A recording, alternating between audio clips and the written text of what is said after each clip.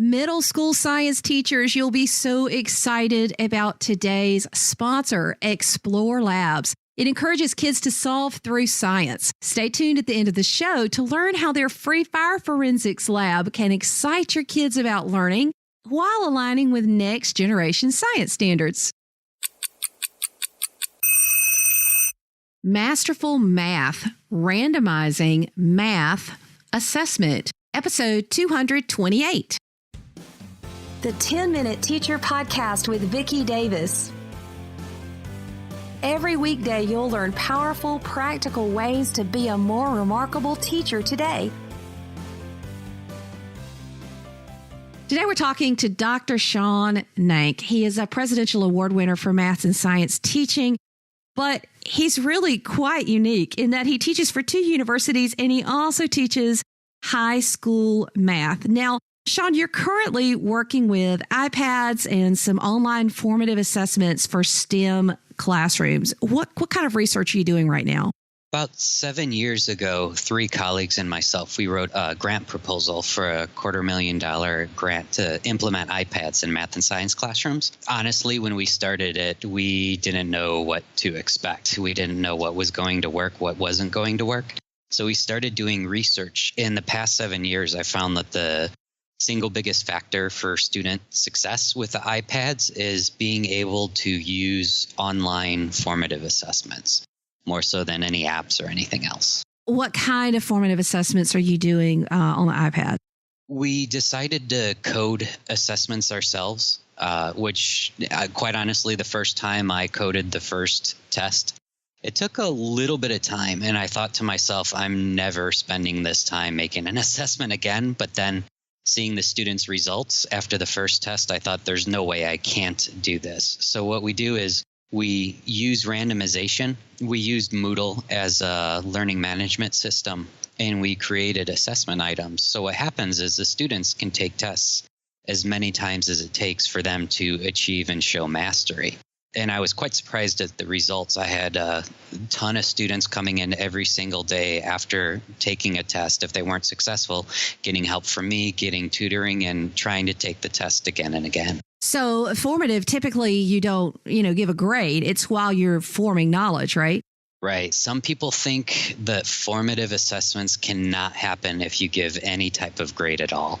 I think that formative assessments can happen with grades as long as you give students the protocol and the opportunity to learn from that assessment and continue on and maybe get a better grade as a result of it. So for me, it's less a matter of giving them a grade and more a matter of giving them feedback, giving them help, giving them opportunities to improve. So they're actually taking these daily. Right. We coded for warm-up activities, for exit activities, which was wonderful because we just go to our computer and you refresh your menu and you can see real time exactly how students are performing. So those they take every day. The trick was we didn't have any type of protocol to start out with.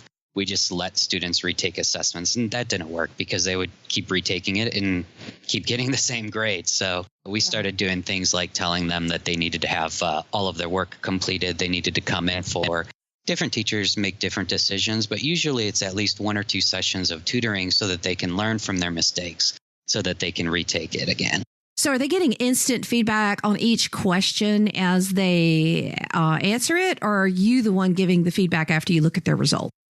You can do both. And that was one of the amazingly wonderful, non-foreseen circumstances is, so you're giving a warm-up in class. Instead of just going through the 3 or 4 questions for the warm-up and asking students if they have trouble, I can look at the data and I can say, number 1 and 3, you did great on. Number 2, 72% of you didn't do well. So we're going to go over this before we continue with the lesson. But also you can code in responses. So if somebody's solving something like 2x plus 4 equals 8, then you know what the 3 major misconceptions are probably going to be if they're having trouble with this. So when they input that answer, you can not only code partial credit, but you can also code hints. So it'll blast out hints to them. So maybe they added 4 instead of subtracting 4. So you could have a hint like, did you subtract the 4? Or something more vague like, watch the signs. So you can code in the major misconceptions so that they can get instant feedback and they can know the right answer, or you could block that, but you can give them hints as well. Sean, it sounds like your view of excellent math teaching has evolved with using formative assessment. It has quite a bit. There's actually a few things that have made it evolve. One of it is that I think I've, over the years, probably passed about 40 more students per year than I should have if I was the average math classroom. And it's not me. It's not that I'm a wonderfully excellent teacher who's reaching all the students. It's the fact that I'm giving them a chance. And if you give them a chance, then it's not that they take the first chapter assessment, they get an F, and they have to ride through with that F for the rest of the semester, and students start giving up. They never have to give up. Up until the semester ends, they can always try again. And another thing that's changed my perception a lot is teaching at American College of Education and Cal State San Marcos. I see a lot of credential students and master's students and doctorate students. And with the papers they write, quite honestly, we borrow a lot in education. And a lot of the things that I'm doing in my classroom come straight from them, from their master's theses, from papers they've done in my class, because people have a lot of wonderful ideas out there. So if you could condense this down, and math teachers across the world are listening to this show, it sounds like you're saying that having formative assessment with instant feedback to you as the teacher, both at the beginning and ending of class, and then the opportunity to retake questions, the opportunity to have hints, does that summarize it? Or are there some other things that you want them to take away from what you've learned? Most of it is how it changes the conversation, because when you give them the feedback and when they have a chance to do it again, let's say two students are sitting right next to each other and they're doing a warm-up activity. Instead of one student being able to turn to the other and say, what did you get for number 2? The answer's 17, and then people just move on. They have to turn to their partner and say, how did you get that answer? Because they could have a similar problem, but the numbers will change from the bank and from the randomization of the testing items. So it absolutely changes the conceptual and procedural conversation that happens between you and students and between students as well. Oh, wow. So I think I missed that. So what's actually happening is they're having a warm-up activity, but each student is being asked a similar conceptual question, but the numbers are different. Right. So like for the problem 2x plus 4 equals 8, you can set up the parameters to where the student next to them has 3x minus 9 equals 16. So it's not much of a difference, but it's enough to where they can't just copy off of each other, and they have to. Some of it's procedural, but you can also design conceptual questions so they can talk about the concept behind it. They can talk about the misconceptions. So that's one of the biggest things is whenever I design any of these, I always have the 3 most major and common misconceptions in mind, conceptual and procedural misconceptions. And then that helps to catch those before you send them home for the day. Wow. So where can people access what you've done? Because this sounds like a whole lot of work. I totally understand why having them, do similar problems, but not exactly the same problem. I mean, that actually blows my mind, and really it makes sense that would work. But how can the average everyday math teacher apply and use this in their classroom? I would try as much as possible to find resources that are already out there, because as teachers, we have a ton of work and there's not enough hours in the day. So I'll go to different sources. Like one of the sources I use a lot is learnzillion.com, or any other type of resource that already has test banks. So that'll give you a good idea for which lessons and what types of assessments can go well with it. There are some outlets that are starting to give you access to already randomized assessment items. But honestly, my biggest concern and the biggest consideration is it's all contingent on what your district's doing. So you can have these types of assessment items on a Moodle platform. You could have it on Canvas. You can have it on Haiku.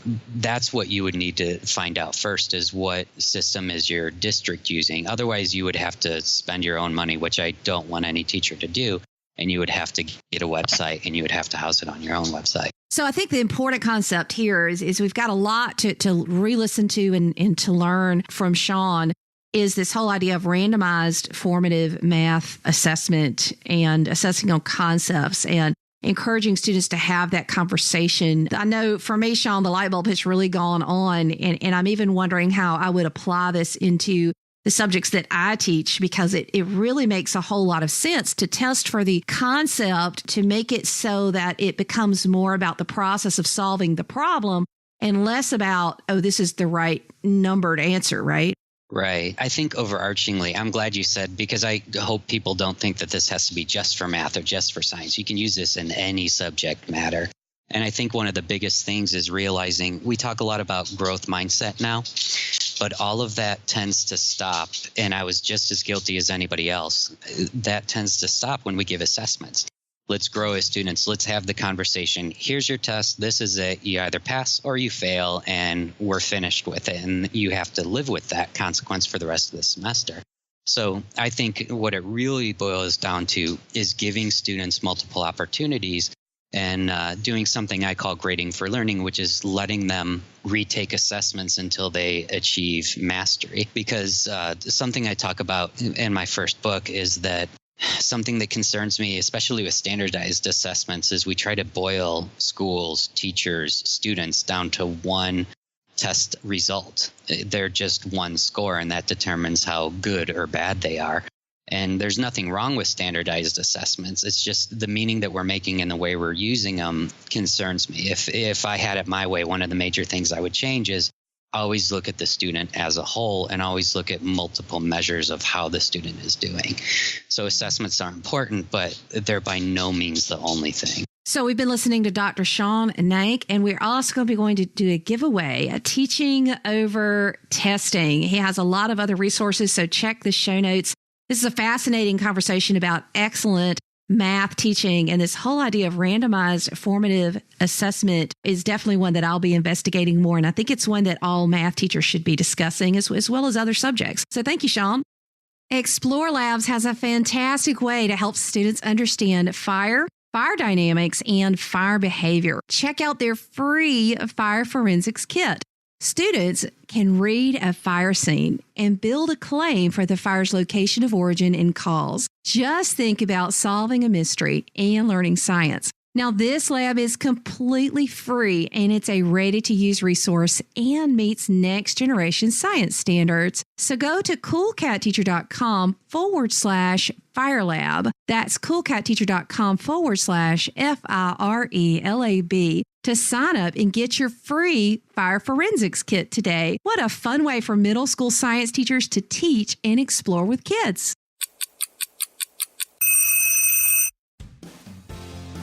Thank you for listening to the 10-Minute Teacher Podcast. You can download the show notes and see the archive at coolcatteacher.com/podcast. Never stop learning.